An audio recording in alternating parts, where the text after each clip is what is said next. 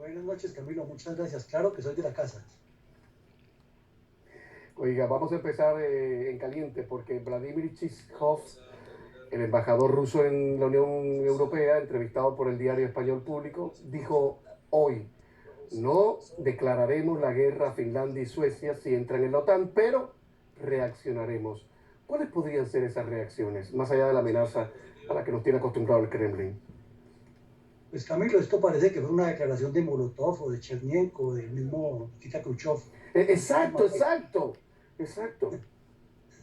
Es como Eso si no el es más, tiempo se hubiera detenido y todavía estuviese Brezhnev y Mikoyan. Sí, sí, exacto, está dado en el clavo. Adelante, por favor.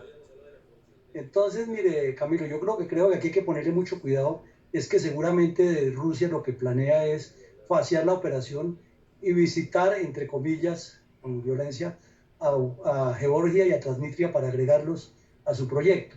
Y luego seguir hacia Finlandia y hacia Suecia, pero por una región que casi nadie nombra, y es por el lado de la Karelia, que tiene una parte rusa y una parte finlandesa, y por el lado de Kaliningrado, que está al sur de Finlandia y es un puerto muy importante sobre el Báltico, donde inclusive ya Putin amenazó que colocaría armas nucleares si la presión de la Unión Europea o de corrijo de la OTAN y de Estados Unidos continuaría. Entonces, ese sería el riesgo para Finlandia y para los países nórdicos, para Polonia por el norte, porque si usted mira, donde queda Kaliningrado, está con los límites de las tierras que le anexaron a Polonia, que eran alemanas, o de la Prusia, al final de la Segunda Guerra Mundial. O sea que sería por ahí, pero mi teoría es que primero iría a Transnistria y a Georgia. Otra cosa que me llamó la atención de lo que dijo el embajador ruso en la Unión Europea, el diario español Político, dijo que el ejército ruso nunca tuvo la intención de ocupar toda Ucrania o tomar Kiev. Ahora el hombre se bajó con esto.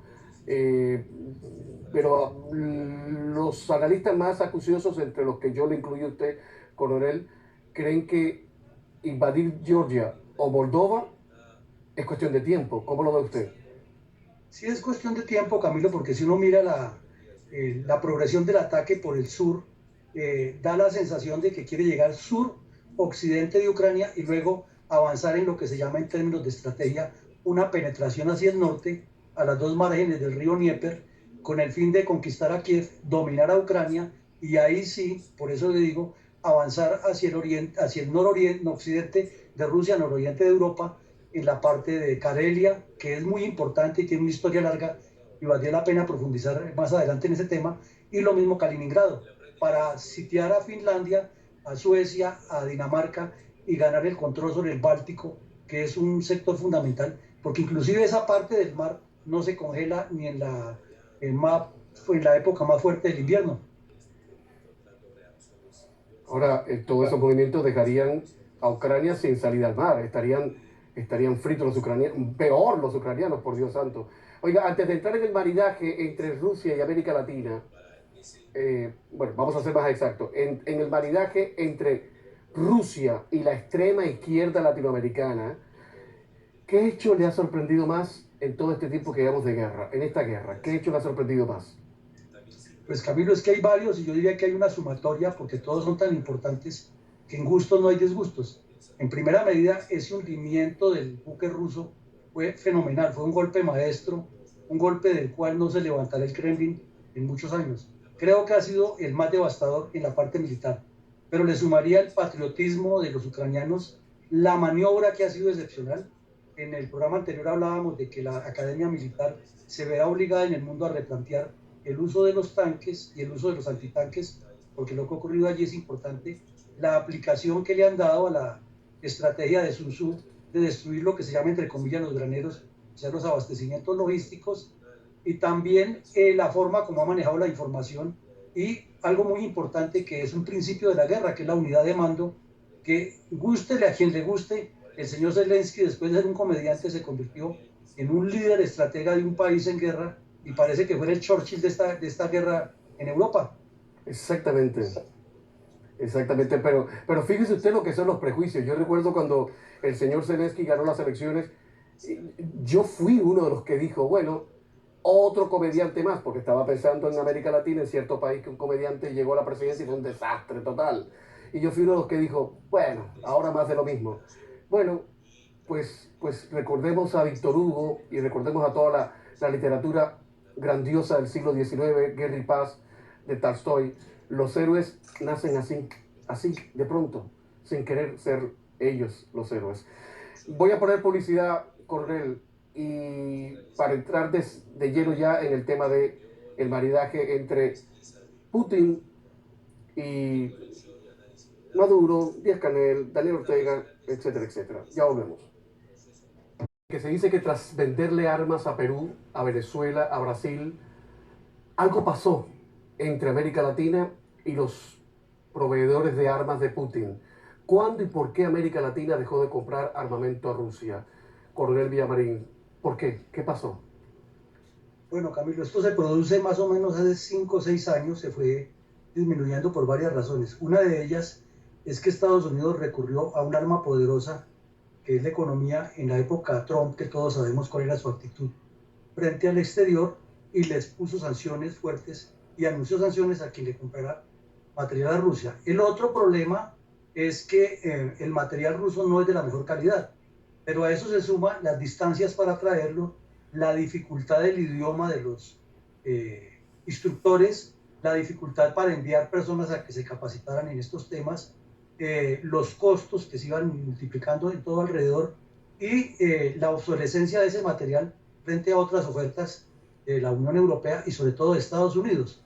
Pero además de eso, porque el Kremlin comprendió que también corre el riesgo, y es lógico de suponerlo, que al sacar su material desde su país y venderlo en otras partes, Estados Unidos y la inteligencia occidental iban a mirar todo ese material en detalle para ver qué les falta a ellos o qué se puede copiar de ahí, igual que lo hace el Kremlin con el material de Estados Unidos porque es parte del espionaje.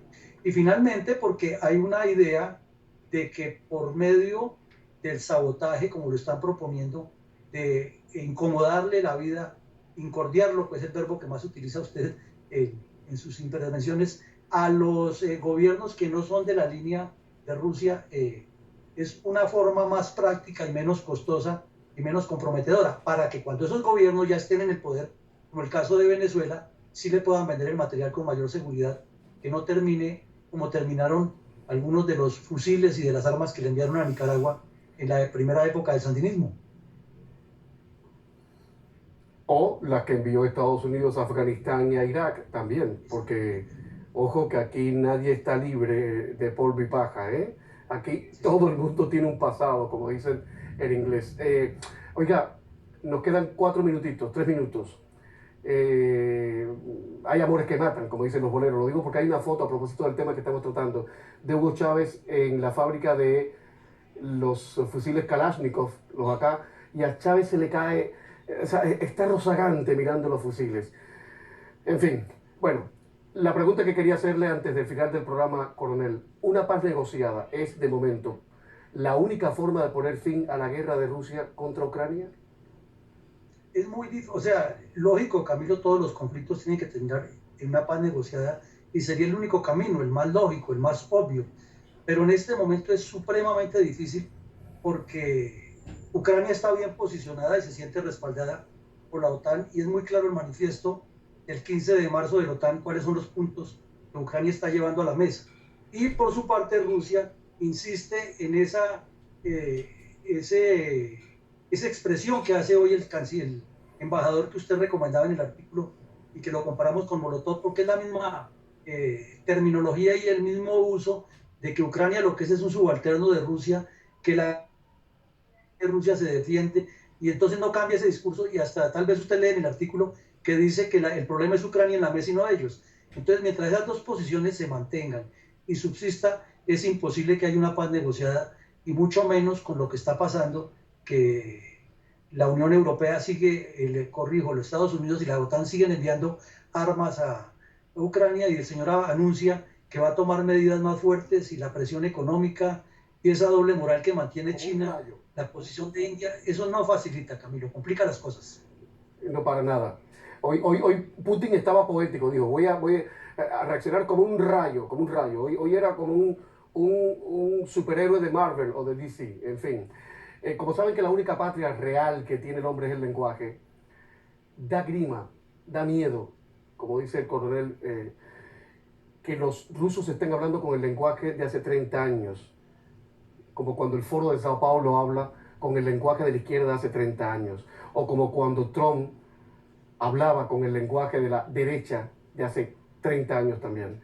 Da miedo, porque lo único que demuestra es que o no hemos aprendido la lección o ya no la queremos aprender. Coronel, lo peor está por llegar. Infortunadamente hay una alta posibilidad, Camilo, y uno de los riesgos grandes es que utilice un arma de destrucción masiva, un arma biológica, para demostrarle al pueblo ruso que en ese 9 de mayo él cumplió lo que estaba haciendo, y para demostrarle a Ucrania que los, comillas, traidores al eslavismo tienen que pagar muy caro ese riesgo. Y Finlandia queda por medio de Lituania, porque es que ahí está la línea: Bielorrusia, Lituania, Kaliningrado, Finlandia. Y Bielorrusia está metida hasta los tuétanos apoyando a Rusia. Ese es el gran riesgo, Camilo. Parece mentira, realmente parece mentira que estemos en manos de señores como Putin y otras malas hierbas. En fin, es lo que hay. It is what it is, como dicen acá. Coronel, ha sido un placer como siempre y un honor tenerle en el programa. Muchas gracias. Buenas noches para usted. Buenas noches, Camilo, y como siempre el honor es mío tener la oportunidad de estar en su programa. Y a ustedes, señoras y señores, lo de siempre, muchísimas gracias por la confianza que dispensan a hacer en español en este momento donde los ecos tienen, al parecer, más importancia que las voces.